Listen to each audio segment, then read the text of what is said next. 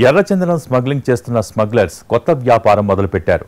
వన్యప్రాణుల చర్మం, దంతాలతో వ్యాపారం షురూ చేశారు. ఇంటర్నేషనల్ మార్కెట్లో వీటికి మంచి డిమాండ్ ఉండటంతో వాటి స్మగ్లింగ్కు తెరతీశారు. తాజాగా ఏనుగు దంతాలతో వ్యాపారం చేస్తున్న వ్యక్తిని హైదరాబాద్ పోలీసులు అరెస్ట్ చేశారు. రెడ్ శాండల్ స్మగ్లర్స్ ఇప్పుడు రూటు మార్చారు. ఇన్నాళ్లు అడవిలోని ఎర్రచందనం చెట్ల వెంట పడ్డ స్మగ్లర్లు ఇప్పుడు అడవిలోని వన్యప్రాణులను కూడా వదిలిపెట్టడం లేదు. వాటిని వెంటాడి, వేటాడి వాటి చర్మం, దంతాలతో స్మగ్లింగ్ వ్యాపారం చేస్తున్నారు. అలా హైదరాబాద్ వరకు విస్తరించిన ఏనుగు దంతాల వ్యాపారానికి కాస్త పోలీసులు చెక్ పెట్టేశారు. ఏనుగు దంతాల వ్యాపారం చేస్తున్న ముఠాను రాచకొండ ఎస్ఓటీ పోలీసులు పట్టుకున్నారు. ఏనుగు దంతాలు స్మగ్లింగ్ చేస్తున్న ఏపీకి చెందిన రేకులకుంట ప్రసాద్ ని అరెస్టు చేశారు. అతని వద్ద నుంచి 2 ఏనుగు దంతాలు స్వాధీనం చేసుకున్నారు. అయితే ప్రసాద్ తో కలిసి వ్యాపారం చేస్తున్న లోకేశ్వర్ రెడ్డి అనే వ్యక్తి పరారీలో ఉన్నట్లు పోలీసులు తెలిపారు. ఇక ప్రసాద్ నుంచి స్వాధీనం చేసుకున్న 5.6 కేజీల 2 ఏనుగు దంతాల విలువ ఇంటర్నేషనల్ మార్కెట్లో 5 కోట్లు ఉంటుందని తెలిపారు. ఆంధ్రప్రదేశ్ అన్నమయ్య జిల్లా ఉత్తర ఎగువ కొత్తపల్లి, ఎండపల్లి, రాయచోటికి చెందిన రేకులకుంట ప్రసాద్ జల్సాలకు అలవాటు పడ్డాడు. గతంలో ఇతనిపై ఎర్రచందనం స్మగ్లింగ్ కేసులు కూడా ఉన్నాయి. ఈ కేసులో ఫిబ్రవరి 2025లో తిరుపతి సబ్ జైల్లో శిక్ష అనుభవించాడు. ఈ క్రమంలోనే మరో వ్యక్తి లోకేశ్వర్ రెడ్డి అక్కడే పరిచయమయ్యాడు.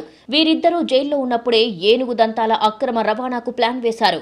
జైలు నుంచి బయటికి వచ్చిన తర్వాత వారి పథకాన్ని అమలు చేశారు. వీరిద్దరూ తిరుపతి జిల్లా శేషాచలం అడవికి వెళ్లి అక్కడి యానాదుల గిరిజనుల నుంచి 2 ఏనుగు దంతాలను తక్కువ ధరకు సేకరించారు.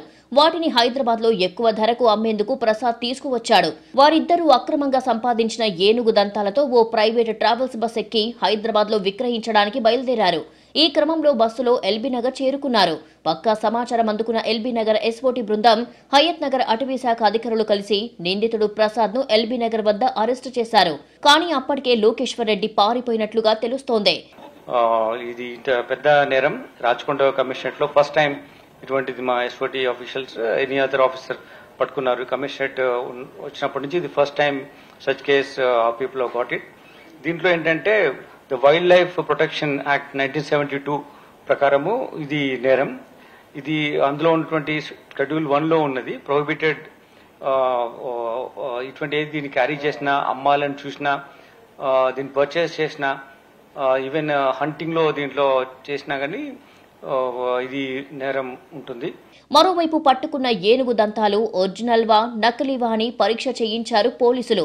అయితే అవి నిజమైనవేనని తేలిందే.